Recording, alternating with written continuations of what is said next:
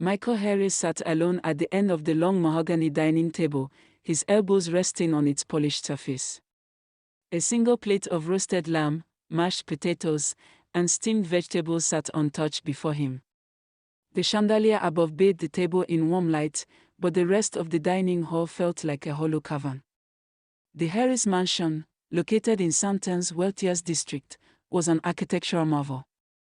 10 bedrooms, 3 lounges, a personal cinema, a heated pool, and walls adorned with abstract paintings worth millions. Yet to Michael, the house felt lifeless, like a museum where everything was to be admired but nothing was alive. He stared into the lamb meat as though expecting answers from it. At 52, Michael Harris was a man who had won every battle the world had thrown at him. He was once a barefoot township boy who sold fruit on the streets of Soweto with his grandmother, Grandma Ruth. Through decades of relentless hard work, he had built Harris Holdings, a multi-billion-rand business empire. Newspapers called him the Lion of Johannesburg. But tonight, as he sat in his cold, echoing mansion, he didn't feel like a lion. He felt like a shadow, an invisible man surrounded by gold and yet utterly poor where it mattered most. Michael's mind drifted to his childhood days. He could almost smell the sweet aroma of Grandma Ruth's fat cakes frying on a small paraffin stove. She had been his rock, the one who taught him that love and respect were worth more than all the money in the world. Michael, she used to say, her voice rich with wisdom, money will build a house, but only love can make it a home. As a boy, Michael would run barefoot through the dusty streets of Soweto, laughing with friends, playing soccer with a ball made of tied plastic bags. Back then, even in poverty, he never felt lonely. Now, despite living in a mansion with marble floors, he felt like a prisoner of silence. His wife, Linda, was always preoccupied with social events and high society friends. His son, Brian, was a reckless young man who treated money like water. His daughter, Angela, though softer in demeanor, had grown distant, living in her own world of university studies and social media. It had been months since any of them had sat down with him just to talk, to ask, "Dad, how are you?" That evening, after finishing a board meeting, Michael arrived home earlier than usual. He planned to surprise his family and maybe share dinner. But as he walked past the lounge, the sound of voices made him pause. "Dad's getting old," Brian said carelessly.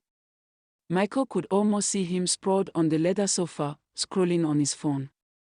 "If we don't get him to update his will, we might not get much when he's gone. You know how he's always giving money to charities in Soweto." Michael's heart clenched. Linda's voice followed, sharp and dismissive. "I keep telling him we need to secure the family wealth.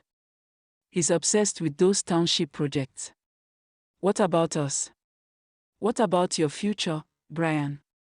Angela, who rarely spoke against her father, chimed in. "I just hope he sets aside enough for me to invest after graduation. I don't want to struggle like he once did." Michael's breath caught in his throat. Not one of them mentioned his health, his happiness, or even his presence as a father. To them, he was a walking vault, a man defined by numbers in a bank account. He walked away quietly, each step heavier than the last.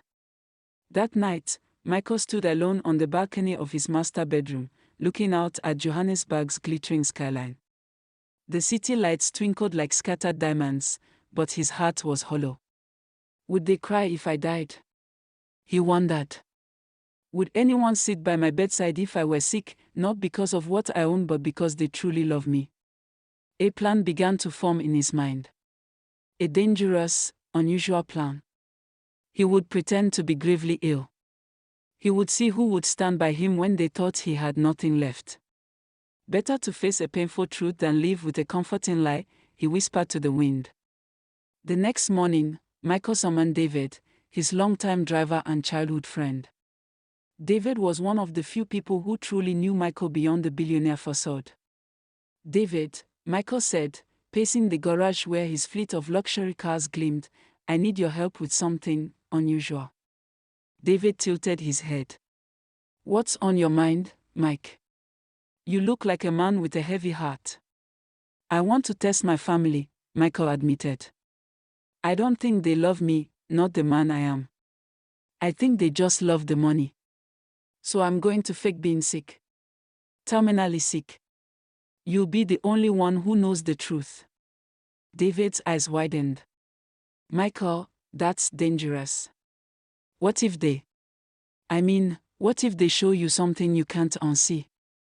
Michael gave a bitter smile. Then at least I'll know the truth before I die for real. That evening, the family gathered for dinner. The table was set with fine china and crystal glasses, but as usual, there was no warmth in the air. Linda scrolled through her phone between bites. Brian was bragging about a party he'd attended. Angela barely looked up from her laptop. Michael cleared his throat, hoping to say something meaningful. Do you ever think about what truly matters? He began. Dad, not another speech, Brian groaned. Can we just eat? Michael's heart sank. He pressed his hand to his chest and let out a weak, strangled sound. Then, with a deliberate motion, he slumped from his chair and collapsed onto the cold marble floor. Dad! Angela cried out, finally dropping her laptop. Linda stood frozen for a moment, then shouted, Brian, call the ambulance. Hurry! But as Michael lay there, feigning unconsciousness, he heard Linda mutter under her breath, Oh God, not now, what will happen to the company if he? Even in that moment of crisis, the first thought on her mind wasn't love. It was the empire he'd built. The paramedics arrived within minutes. Michael was whisked into an ambulance, his body strapped to a stretcher. He kept his eyes half shut, pretending to drift in and out of consciousness.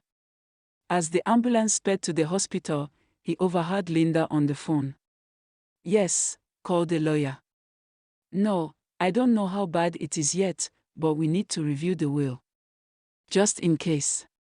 The word stung worse than any physical pain. At the hospital, Michael was admitted to a private room.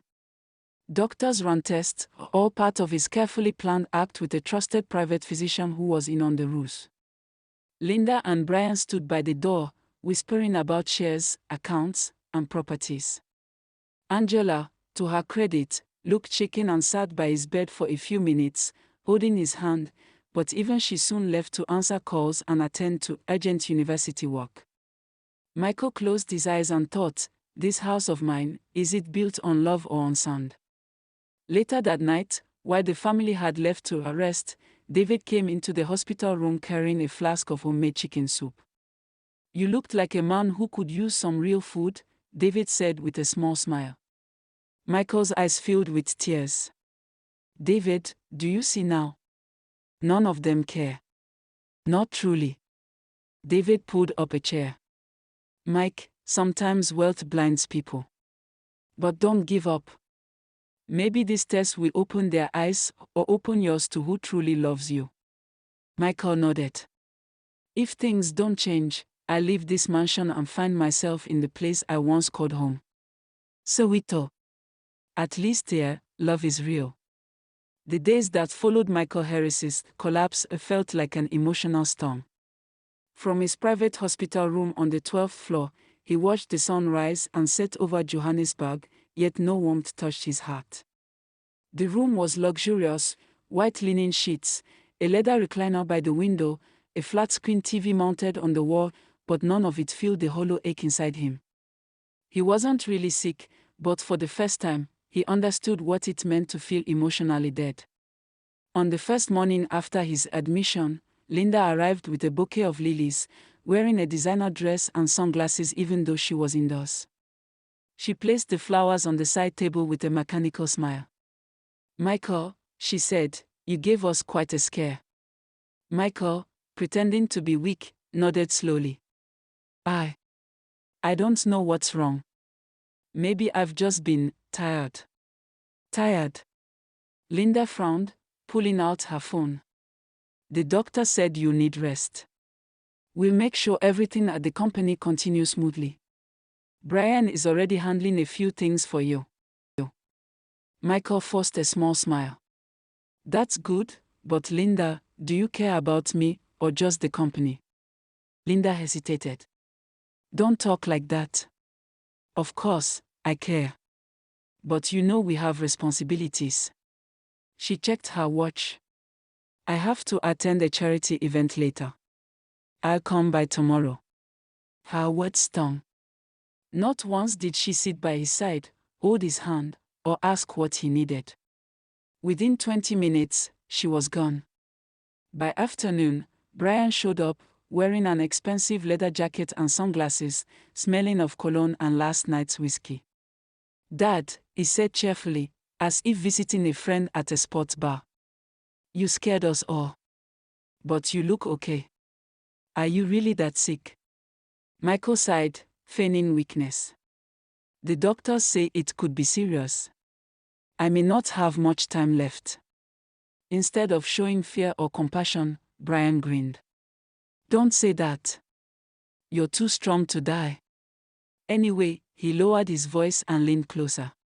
About the will, did you ever finish updating it? You know, just to avoid complications. Michael felt as though a knife had pierced his heart. He forced a cough and said, I'm still thinking about it. Well, Brian said, straightening up, don't stress. Just make sure Angela and I are taken care of. You've worked hard, Dad, but the future is ours now. With that, he patted his father's shoulder lightly, as if patting a winning lottery ticket, and left after less than half an hour. Michael's heart sank deeper. Angela arrived that evening, her curly hair tied back and a backpack slung over her shoulder. Unlike Brian, she looked genuinely worried. Dad, she whispered, sitting down by his bed. Are you okay? You look pale. Michael's eyes softened. I'll be fine, my little angel. I just need some rest. University going well? Angela nodded slowly. I've been busy. I'm sorry I haven't called as much as I should. When I heard you collapsed, I realized how much I take you for granted. Her eyes glistened. For a moment, Michael saw the loving daughter he remembered. She reached out and held his hand, a warmth that made him want to cry. Stay a little longer, he said softly. I can't tonight. I have a project due tomorrow. But I'll visit again. She kissed his forehead, and for the first time that day, Michael felt a flicker of hope. Perhaps not all love in his family was lost. The following morning, Michael was staring out the window when he heard a familiar voice. Michael Harris, you look like a man who's forgotten how to fight. He turned to see Grandma Ruth, dressed in a simple flower dress, her gray hair tied neatly under a scarf. She had taken a taxi all the way from Soweto after hearing about his illness. More, Michael whispered, his voice breaking. She walked over, sat on the edge of his bed, and took his hand. Don't you dare cry, boy. You're not sick in the body. You're sick in here. She tapped his chest gently.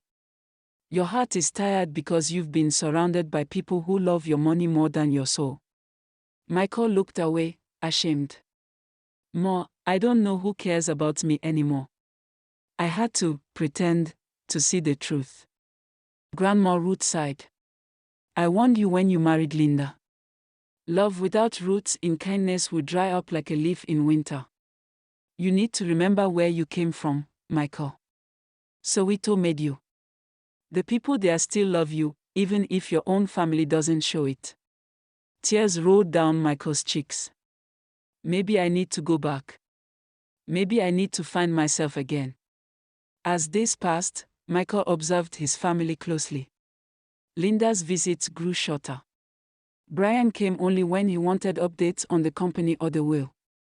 Angela was the only one who sometimes sat quietly, asking if he needed water or if he was in pain. One night, Michael whispered to David, I think it's time. Take me to Soweto. I want to see my roots again, without telling them. David frowned. You want to leave the hospital? Yes, Michael said firmly. I need to remember what real care feels like. Before leaving, Michael overheard Linda talking on the phone with their lawyer. Yes, prepare the documents. If anything happens to Michael, the shares must pass to me and the kids. We need to secure everything before it's too late. Michael felt his chest tighten, not from sickness, but from heartbreak. The next evening, while the family was away, Michael discharged himself quietly with David's help. Dressed in plain clothes and wearing a cap, he slipped out of the hospital unnoticed. Where to, boss? David asked as they got into the car. Home, Michael said softly. Not this mansion I live in, but the home where I grew up. They drove for an hour until the city's tall glass buildings gave way to the narrow, bustling streets of Soweto. Children played soccer barefoot, music thumped from a nearby tavern, and the smell of grilled meat filled the air. Michael felt something stir in his heart. When they arrived at Grandma Ruth's modest house, a small, two-room building with peeling paint, she welcomed Michael with open arms. Here, we don't care about billions, Grandma Ruth said, hugging him. We care about the man you are. That night, they sat around a wooden table, eating simple pap and beef stew. Neighbors dropped by to greet Michael, offering warm smiles and prayers for his health. None of them asked for money. None of them cared about his empire. For the first time in years, Michael laughed from his heart. As he lay on a simple mattress that night, Michael made up his mind. He would not allow money to control his family's love or lack of it. If his wealth had become a curse, he would use it to bless those who truly cared. David, he whispered as his friend slept on the couch. I will finish this test. And when I return to Santon, everything will change. Michael Harris woke to the sound of laughter outside Grandma Ruth's small house. The sun was rising over Soweto, painting the sky with shades of orange and pink. Children chased a worn-out soccer ball in the dusty street, their laughter ringing like music. It was a sound he hadn't heard in years, a sound that made him feel alive. Lying on the thin mattress, Michael smiled faintly. The mansion in Santon had never felt like this. There, silence ruled. Here, life paused in every corner. Grandma Ruth knocked on the door. Michael, are you awake? Come eat before the food gets cold. Michael stepped outside to find a steaming bowl of porridge and a plate of fat cook waiting on the table. The aroma alone was enough to bring tears to his eyes. You look better already, Grandma Ruth said, watching him eat. All the wealth in the world cannot heal a lonely heart. But here, we still sit together and share meals, even if all we have is a single loaf of bread. Michael swallowed hard. Ma, I've spent so long chasing money that I forgot what this feels like. Sitting here with you feels real. Grandma Ruth smiled. Because it is real. Love is the one thing you can't fake, Michael. By mid-morning, the neighborhood had learned Michael was sick and staying with Grandma Ruth. One by one, people stopped by with small offerings, a bowl of fruit, a loaf of bread, even a handmade scarf. Baba Harris, said old Mr. Dlamini, a neighbor, we heard you're unwell. We don't have much, but we are praying for you. Michael was moved to tears. None of these people asked him for a cent. Their care came from the heart, not from greed. David, who stood quietly in the corner, whispered, Boss, you see now. This is what you've been missing. Michael nodded. This is what love looks like. Meanwhile, in Santon, the Harris mansion was filled with tension. Linda sat with Brian and Angela at the kitchen island, flipping through legal documents. If your father doesn't get better, Linda said coldly, we need to be prepared. The shares, the houses, everything, someone has to manage it. Brian grinned. Finally, we might get to control things. Dad's been too soft, giving away money to charity. It's our time now. Angela, though uncomfortable, said nothing. Deep inside, she felt guilty. Something about her father's sudden illness bothered her. She sensed he was lonelier than any of them realized. In the following days, Michael decided to fully immerse himself in the township life. He ditched his designer suit for a plain t-shirt and jeans. He spent afternoons sitting under the shade of an old jacaranda tree, watching children play. One day, a little girl named Tandy brought him a handmade bracelet. "My mama says this will make you feel better," she said shyly. Michael bent down, his heart softening. "Thank you, little one. This means more to me than anything I own." Grandma Ruth convinced Michael to attend a small evening prayer gathering at the local church. Pastor Joseph, a warm and spirited man in his 40s, welcomed him. "We are not here because of money," Pastor Joseph said. "We are here because love binds us stronger than any chain." As the congregation sang a hymn, Michael felt something break inside him. Tears streamed down his face, not from sadness, but from the healing power of genuine care. Later, Pastor Joseph sat with him. "Michael, God blessed you with wealth for a reason. But money is only a tool. If you forget the people around you, you will lose yourself." Michael nodded. "Pastor, I think I've already lost myself. But maybe it's not too late to find who I was meant to be." A few days later, Linda arrived in Soweto, furious. She stepped out of her luxury SUV, wearing sunglasses and heels, looking out of place in the dusty street. "Michael, what is this?" she demanded when she found him sitting outside Grandma Ruth's house. "You're living here? In this shack?" Michael looked at her calmly. "Yes, Linda. Because here, I am more loved than in that mansion." "Loved? These people don't have anything. What could they possibly give you?" "Everything I need," Michael said quietly. "A smile. A prayer. A meal shared with kindness. Things money can't buy." Linda scoffed. "This is ridiculous. Come back home. The company is waiting, the board is worried." Michael stood, his voice firm. "Let them wait. If I die tomorrow, will the company hold my hand? Or will they just divide what I built?" Linda was silent, anger flashing in her eyes. "You're losing your mind, Michael." "No," he said, "for the first time in years, I think I've found it." Angela, unlike her brother, felt shaken by her father's disappearance from the mansion. One evening, she drove to Soweto by herself, following the address Grandma Ruth had given her. When she arrived, she saw her father laughing with children, sitting on an overturned crate as they sang a silly township song. He looked happy. "Dad," Angela whispered when she approached. "I don't understand. Why here?" Michael took her hands.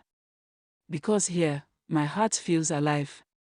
"Angela, when was the last time you sat with me and asked how I was? Not how much money I had, but how I was." Angela's eyes filled with tears. "I'm sorry, Dad.